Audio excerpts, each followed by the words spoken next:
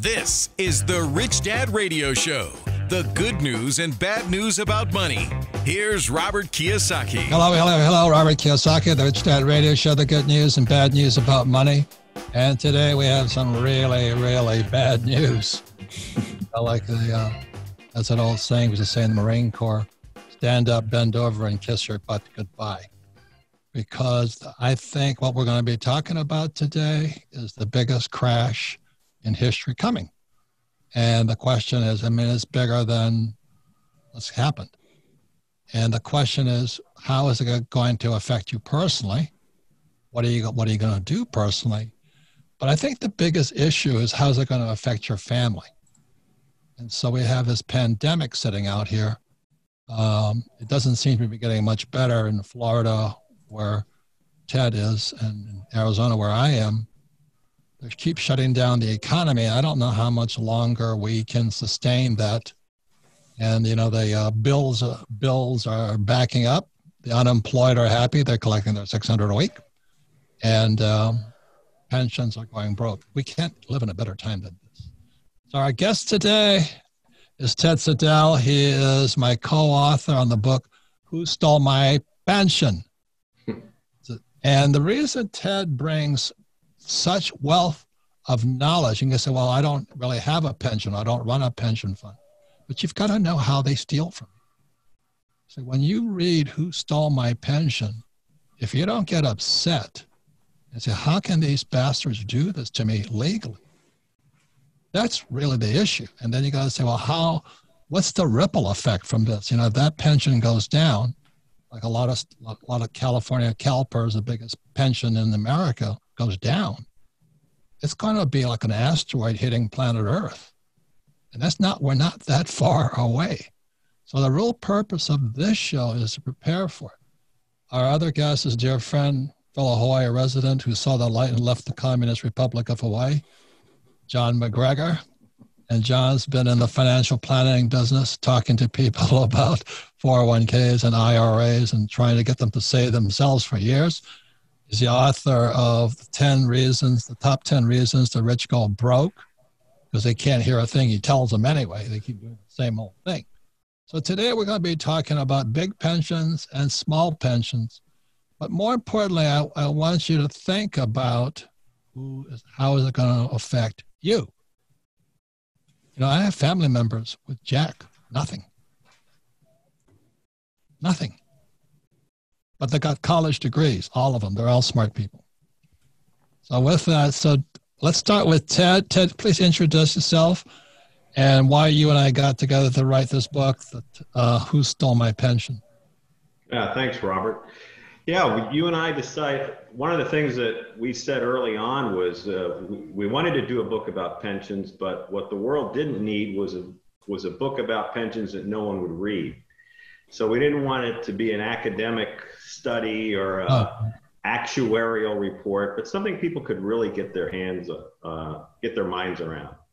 And I think that's exactly what we gave them, a very insightful action plan on what they can do. Yeah, but you made it human. Would you mind telling the story? Forget Mark now, he was a UPS driver, and everybody thinks, UPS drivers are set. He was set for life. And what happened to his UPS pension? Yeah, Mark Green is still a UPS driver, has been for 30 years. And he was looking at, I think, about a $5,000 a month pension when he retired. And he was going to retire pretty young, in his, I think, early 50s. Yeah, he's still a young man. I was surprised when I met him. Yeah, he's a good-looking young guy, and early 50s, I'd say, healthy. And so he was looking forward to a nice retirement in upstate New York. And but his pension's what's called a multi-employer pension, which are some of the most vulnerable of them all. There are over 150, I think, that are scheduled to run out of money in the next 20 years. And his was one of the first.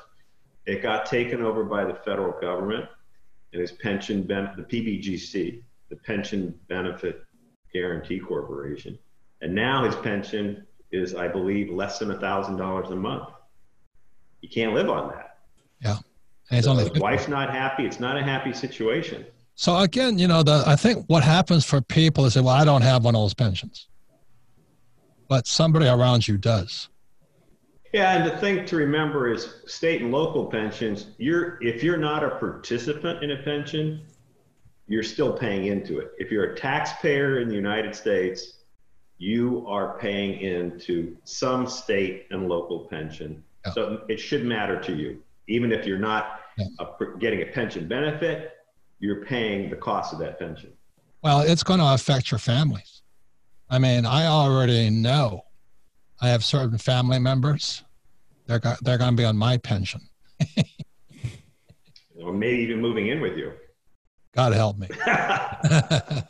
I'd buy him a house before I did that. But anyway, the ripple effect is really what I want people to listen to, because we wrote about it in Who Stole My Pension. The reason it affected me, my poor dad lost his pension, and it affected the whole family because the guy was almost on the street at 50. He didn't have anything. It was a teacher's pension. And then my poor dad wanted me to fly for United Airlines. If I had flown for United Airlines, I would have joined my fellow pilots, because what happened to the United Airlines pilot's pension? Same thing. It was taken over by the federal government. It was the largest takeover in history back in, I think, 2006. So the government took over the pension, and the pilots, which had, pretty good pensions because they made the most money, versus the flight attendants or the mechanics. But they took the biggest hit. So their pensions went from, I don't know, maybe 100,000 a year to 40,000 a year, or even less. So one of the concepts we talk about in the book is gross malpractice, generally practice. And most pensions are mismanaged, grossly mismanaged. The investments are mismanaged. So they just don't have the kind of return they should. Yeah, so just hear me, is that I talked to my peers who were all United pilots. They were in retirement when they lost it. So now they're working, and they're old guys, and they got families, and they got kids, and they have to move in with the kids. So it's a huge hit that you don't think about it until it happens to you. The reason I wanted to write the book with Ted, it happened to my father, and it happened to my friends who flew for United Airlines. So and the pilots had it rough because there was, you may remember this, Robert, there was a mandatory retirement of 60. Yeah. So I think they changed that. They bumped it up a little, but it was, if you, at age 60, you were not legally allowed to work any longer. Right. For health. The concerns was that pilots would die in the cockpit. So that was a real issue. Yeah. For the pilot. Well, that's why I want you to read Who Stole My Pension, because you're going to find out it's going to affect a lot of people around you, especially today. I wouldn't want to be an airline pilot. I think they're going to furlough like 35-40% of them. Mm-hmm. They're gone. They're toast. So anyway, that's how it's affected. We have John MacGregor, because our dear friend, neighbor from Hawaii and all this, but he saw the light and left like me, the People's Republic of Hawaii. John, would you give us a little bit of background and why you wrote the book, The Top 10 Reasons Why the Rich Go Broke, and that you've been a financial planner for 25 years? And you've been wasting your time for 25 years. Other than that, how's it going? Pulling my hair out for 25 years, working with thousands of individuals, trying to get them to change their financial behaviors to no avail. So I wrote the book purely out of frustration, just witnessing thousands of people that had everything and then lost it all. So although the book is about the rich, very alluring stories of people that I knew that had everything and then lost it all, it's really about why everyone goes broke or why so many people struggle financially. And it's a story book. That's why I think it's been so popular.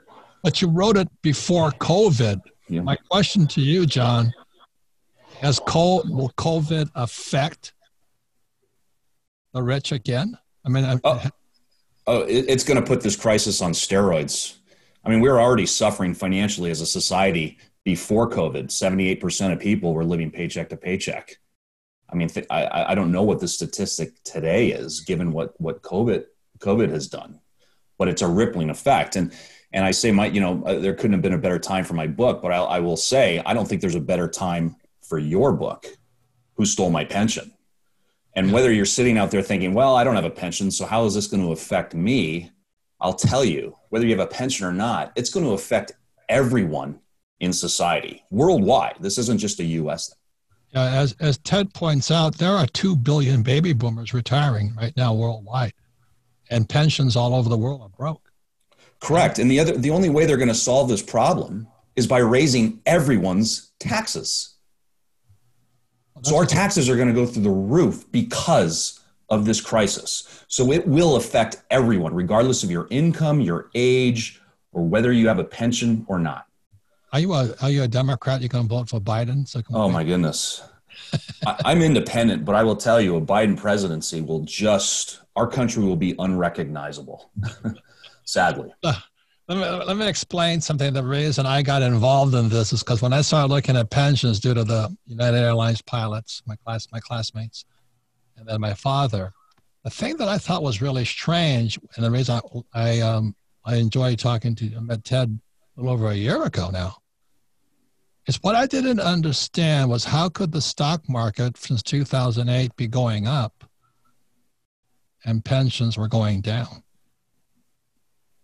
In other words, it was the best 10 years, 2008 till approximately 2020 today, when I started looking into it was 2018. How could so much money be going into like the S&P and all 500 and all this, but pensions were being depleted? And that's why Ted has a sophistication for those who really want to understand how pensions get looted. How were they able to do that, Ted? How was the stock market going up, but pension going down? Yeah, we had the longest historic bull market in history, 11 years.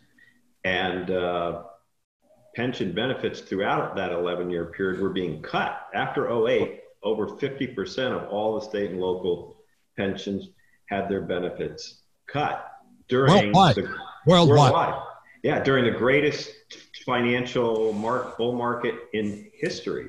So one of the things I tell people, and we tell them in the book, is that if in the good years your pension benefits get cut, guess what's going to happen in the coming bad years? Things are only going to get worse. And I will tell you that probably 99% of the people who have a pension can look forward to having their pension cut in the future. Someone is sitting down right now figuring out how to screw them out of their pension, either the corporation trying to cut costs or state and local politicians trying to cut costs. Someone is actively working on it right now. Okay, so I want you guys to solve this puzzle. Stock market going up, pension going down. Interesting. So John, I mean, you've been in the market for years. You're very, very good at it. Do you have any idea how that's happening? Well, in terms of the pension, I mean, a significant portion of the pension assets are invested in fixed income or bonds. And a lot of these are high yield bonds, which means they are junk bonds. And when bonds are paying next to zero, that's like a 300-pound jockey on a horse. So you're never going to get the assumptive returns that these pensions are assuming that they're going to get. I mean, I think, Ted, correct me if I'm wrong, CalPERS still has a 7.5% projected return on their pension. I think that's right. It might be down to 7.25% now, but it's way up there. Yeah. And I just read they're going to increase the leverage. In other words, they couldn't get 7, they were getting, let's say, 2. So what they're going to do is back up.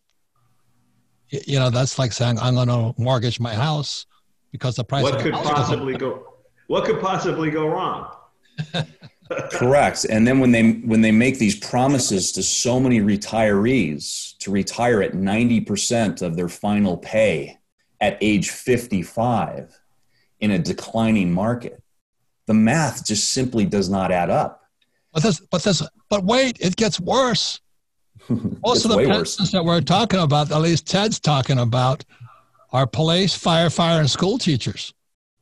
And the police are retiring in droves, right, Ted? Yeah. But the real reason that the pensions are in such trouble are, again, gross malpractice generally practiced. The management of the investments is terrible. What you're saying, it hasn't. You're saying it hasn't changed. It's gotten worse. Oh, it's gotten worse. It's gotten worse because the gambling is getting more extreme. Yeah. The more underfunded they are, the more risks they take on. Correct. And the reason that's important to know is, I'll say it again, when I got together with Ted a couple of years ago now, the stock market was going up. Mom and Pop were really happy. That was John's gang, the 401k IRA gang. But when I was talking to Ted, my friends are getting ripped off left and right. The police officers, teachers, firefighters, airline pilots are getting sucked out. And so John's sitting there and he's talking to affluent people. I mean, his book, The Top 10 Reasons Why the Rich Go Broke, a lot of them go broke because their kids are idiots, right, John? Well, and the parents. Everyone's financially illiterate, and it just transfers down to generation after generation after generation. That's the problem. And people assume everything's going to be right. I mean, we talked about United Airlines. I worked with flight attendants, pilots, and high-level executives at United Airlines. And they all thought, this is United Airlines. Are you kidding me? This is the greatest airline on the planet. We're worldwide. We're going to be traveling, transporting people forever. And then what? 9/11 hit. And all chips were off the table. I had a very high-level executive as a client at United Airlines. And they spent money like they were invincible. And then again, 9/11 hit. They had employee stock options. They were ruined. And I'm still hearing this today. As a result of my book, I got people coming up to me all the time and say, well, I've got a pension. It's guaranteed. My husband's a firefighter. I'm a teacher. It's in writing. It's a contract. They promised me. And I just say, look, if there's no money, there's no money. Well, that's why Ted is here, is because, but wait, it got worse. I think in one of the Kentucky State pension, let's say they need $100 to cover the pension. They only had $15 in there. So to pay that, if the pension had to be executed today, they came up $85 short. But today I think it's down to $6 now. I mean, it's gotten worse. So it's bad news, but it actually makes Who Stole My Pension and John's book, Why the Rich Are Going Broke, 10 Top Reasons, more valuable today. Any comments on that, Ted? Well, yeah, you're right. We had Chris Tobey, who is a former board member of the Kentucky pension system, tell us that their funding is now going below, he estimates it'll go below 10%. So they have, whether it's 6 cents or 9 cents on the dollar that they owe. And so that is probably going to be the next pension collapse you hear about, will be Kentucky. But if you're in a pension, if you've been promised a pension, you should know at this point that those promises are worth little or nothing. Half of these state and local pensions have been cut already since 2008, and corporate pensions are being cut. So you really need to watch that pension, guard it. It's more than the pension. It's that thing you say, the Pbgc, the Pension Benefit Guarantee Corporation, which is a quasi-insurance that says, well, if your pension goes broke, the Pbgc will cover the teacher's pension. But there's one big problem. What's the problem with the Pbgc, Ted? It's $54 billion in the red. That's the problem. You've got the good news is you've got an insurance policy. The bad news is your insurance company's broke. So it's really a worthless guarantee. And that problem is only going to get worse when these multi-employer pensions, over 100 of them, get taken over in the next few years. So when we come back, we got some more bad news for you. And the reason I want to give you as much bad news for you is hopefully some of you will get off your ass. I wouldn't write the book with Ted, and I wouldn't be encouraged John to write the book, because John is from mom and pop, and Ted writes for the big corporations, guys. But they're in the same problem. So I want to scare the hell out of you. So we're going to come and we're going to say, I'm going to ask Ted, what does his crystal ball say? And John's going to say, what does his crystal ball say? We're not going to patty cake you and blow smoke up your butt. I'm going to give you it as hard and as bad as possible. We'll be right back. Welcome to Robert Kiyosaki, Rich Dad Radio Show, the good news and bad news. Well, it's all bad news today, so pay attention. You can listen to the Rich Dad Radio Show anytime, anywhere on iTunes, Android, or YouTube. And leave us a review whenever you can. All of our programs, all of our podcasts are archived at richdadradio.com. Several reasons for that is because it's important. Number two is that if you listen to this program again, you'll pick up even more because repetition is how we learn. But three, more importantly, if you have one of these people and say, well, my pension is guaranteed, or I have a 401k living with you, I would just take them, drag them down to richdadradio.com and say, we're going to listen to this and we're going to discuss this, because that's why we do this show. We don't need to scare the crap out of you. So anyway, if you have a question, you can also use hashtag AskRichDad on social media. But we're doing our best to tell you the situation has gotten worse since I helped John write his book, The 10 Top Reasons Why the Rich Go Broke. And the situation has got much more worse when Ted and I wrote Who Stole My Pension? And that book only came out in January. But COVID hit in January. And the whole world economy changed. So if you think, oh, don't worry, happy days are here again, I don't know what you're smoking, but it may not affect you. That's the biggest point here, but it's going to affect somebody nearby you. And that's why I want you to pay attention and all this. So Ted, like most people think their pension is guaranteed, but really what many pensions have is an insurance policy.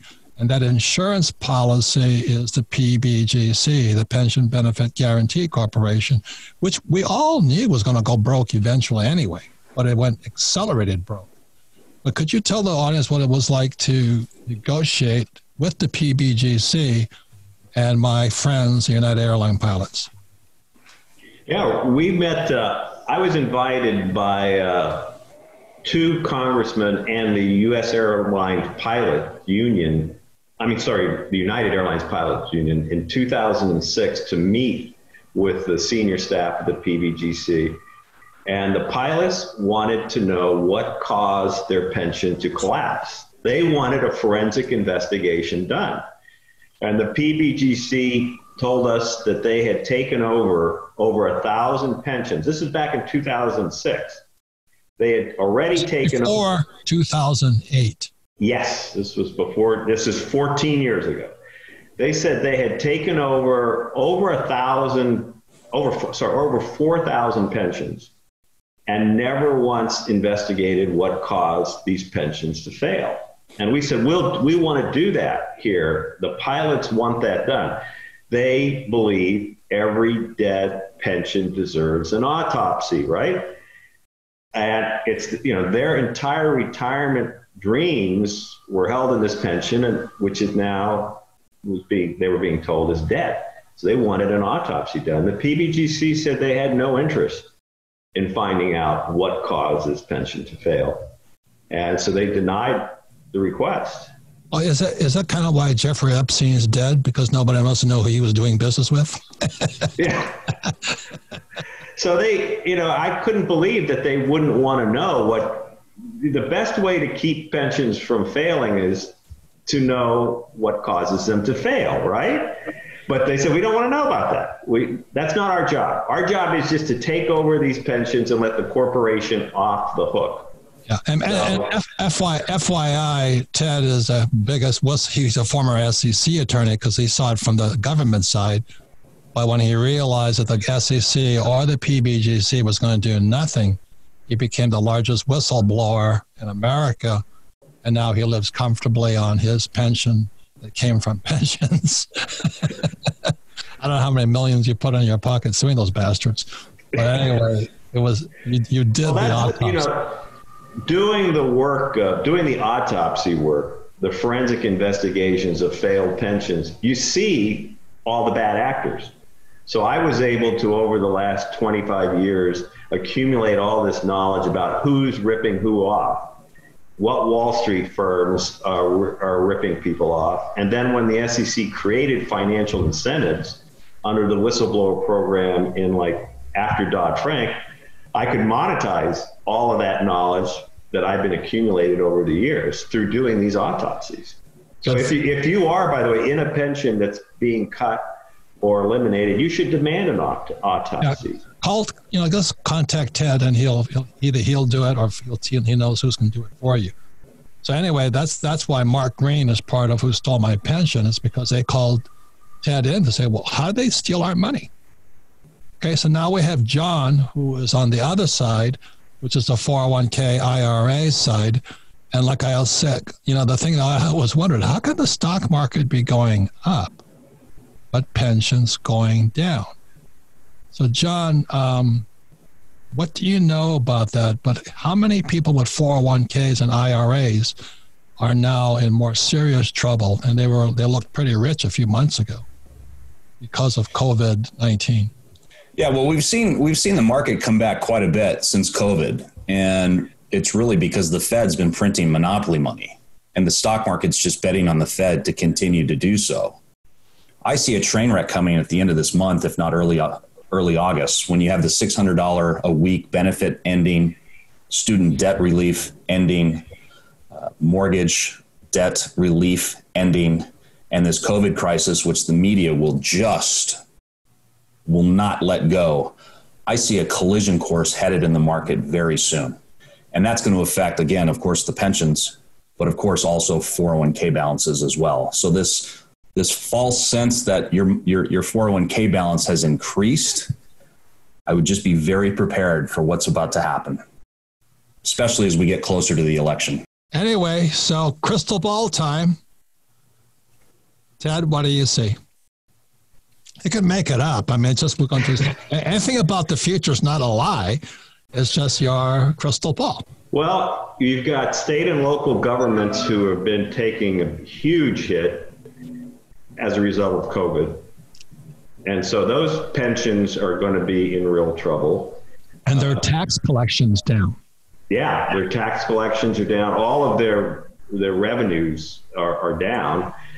And they've got to fund these pensions. So that's a real issue. The same thing on the corporate side. The corporations are not earning as much as they used to because of COVID. So they're going to try to trim their pension costs. That's a fixed cost. They can cut that cost even if they can't boost their revenues. So you're going to see COVID hitting corporations and their pensions and governments and their pensions. And so it's going to be a very difficult time. So let's say I'm working for ABC Corporation. I'm 50 years old, and I got 10 more years to retirement. What would you say about your corporate pension?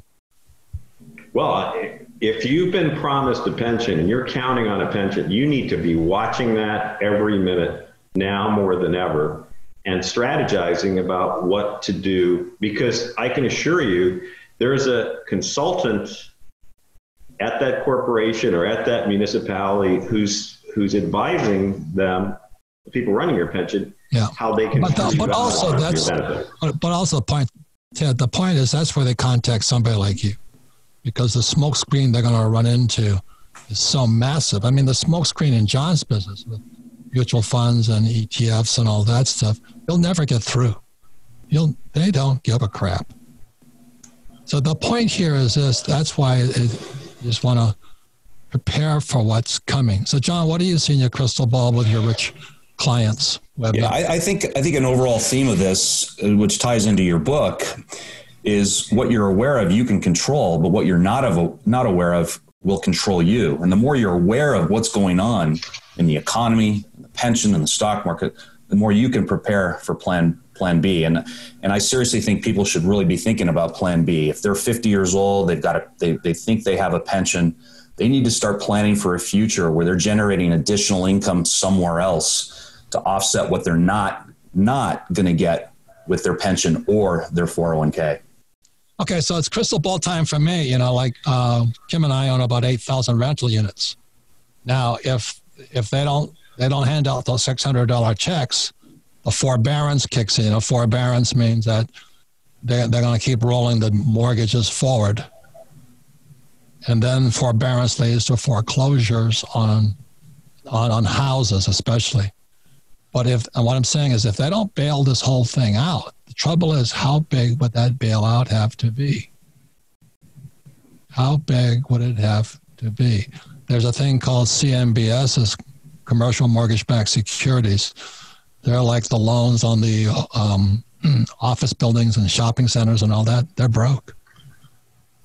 Can the Fed bail them out? Plus the pensions, plus mom and pop who lose their jobs. They could be 40, 50 years old, 3 kids, a mortgage.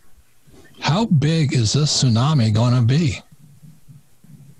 Any idea, John? Well, we just saw in June, 30% of mortgage payers didn't miss their mortgage payment. Is that number going up or down? I mean, I think anyone would say that number is going to get even worse. So I think people really need to waken up to what's going to happen, particularly when you have the media that's going to pile on and make this crisis as worse as they possibly can to destroy the economy. It's going to be Trump's fault anyway, so. Yep. Well, Ted, how bad can it get for mom and pop? Well, there are 2 things I've mentioned, Robert. One is getting back to the 401k problem. The average 401k balance for a 65-year-old was something like $35,000 pre-COVID.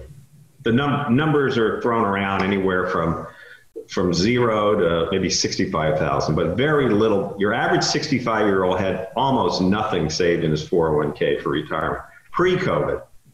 And so that's only going to get worse. And now the SEC has just proposed new rules to allow riskier investments into 401k, which are called private equity investments, which are the highest cost, highest risks investments ever devised by Wall Street. It'll cause 401k costs to go from maybe 0.5% or 1% to 4%, 6%, 8% a year. Huge costs.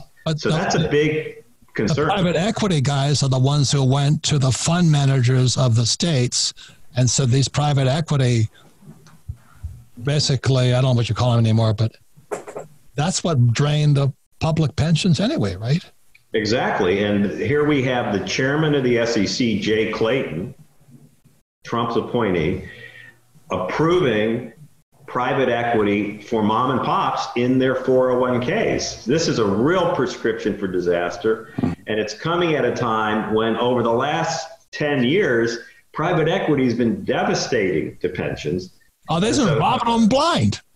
Yeah, this is the track record here is just horrendous, and to now expose mom and pops to private equity is what in my article in Forbes I called it that the SEC was throwing 401ks to the wolves. Another thing that what John said earlier was that the CEOs of our biggest corporations have taken their corporations from AAA bonds down to B's and C's. So the credit rating of the biggest corporations in America are down, like Ford, AT&T, they're toast. So anyway, ladies and gentlemen, what's that? I wouldn't be surprised to see the SEC approving buying lottery tickets in 401ks. I mean, why not? Why not, really? You know, if I could share just a little behind the scenes, I've done a lot of pension consulting, working with company pensions, nonprofit organizations, and union plans. They'd hire me to either provide overall consulting or manage a sleeve of their investments. Most of the investment committee have no idea. They have no knowledge of investments. They couldn't tell the difference between a stock and a bond. And too many times they get together on a quarterly basis for one big boondoggle. It's a nice fancy lunch, and then they go off and play golf. And almost every single time when I came and I had to present the performance of the portion that I was managing, I can't tell you how many times I was told, hey, John, you've got 2 minutes for your report because we've got a tea time at noon. The amount of mismanagement of these funds, like Ted says, is just criminal in my opinion. And it's only going to get worse. So if I could give you a little commercial plug here is, you can go to my Twitter account, The Real Kiyosaki, and I always recommend the same thing, as save gold, silver, Bitcoin, because I think they're going to print. That's the only reason I say that. But also, I think you need plan Bs. How are you going to generate income? Mm-hmm. So on Twitter, I cover some ideas and all that. The problem is most people are like deer in the headlight. Right? They're just, no, it's going to come back. You know, Trump will save me. Biden will save me. Ocasio-Cortez will save me. But I think that we're heading into the biggest disaster I've ever seen. When the pensions that Ted talks about are underwater $7 trillion, let me give you an idea how long it takes to print $1 trillion. It takes less than a minute, 12 keystrokes. But if you were to spend $1 trillion at $1 a second, so let's say I give Ted $1 trillion, so he can spend $1 trillion, but you have to spend it at $1 a second, it would take him 34,000 years. And in the last few months, the pensions have gone short, just for the public guys, by $7 trillion. That's a lot of money to me. So that's why it's gold, silver, Bitcoin right now, but just as a pure hedge, a defense mechanism. But really, it's time to be more creative and figure out how you can generate more, something else. So anyway, I'll tell you how to get a hold of Ted and John. John, how's the best way for people to get hold of you? Yeah, thanks, Robert.